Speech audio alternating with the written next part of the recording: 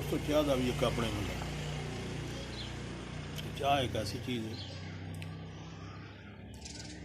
कि जी बंदा पी ले कोई ताज़ा हो जाता है, कोई फ्रैश हो जाता है।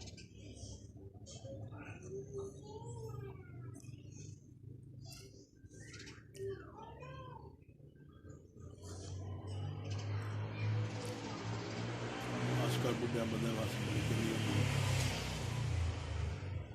दवाई शवाई ना भी लगे ये थोड़ी चुस्की ला लो मजा आता। लेकिन वो एक गल सुनी सी कि बैठे होइए ना आंदे ने जी चाह मीठी पीनी है कि फिक्की पीनी है, चीनी तो बगैर या बगैर चीनी तो मैं ना ला यार चाह कि मीठा ना हो, चाह तो पी नहीं मिठे वास्ते,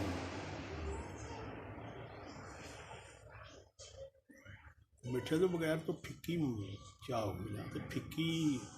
दे विच तो उन्हें फिक्की पाना चाह का नाम है मिठा के चाह पी जाती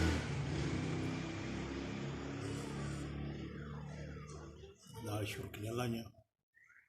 नाल दिमाग नूं ताज़ा किया, सोच अगे पिछे दड़वाई,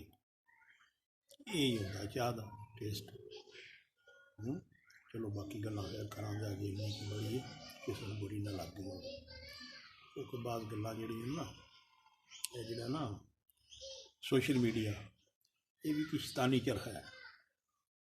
गल किसी को कोई चंगी लग जाती किसी को माड़ी लग जाती। खुदा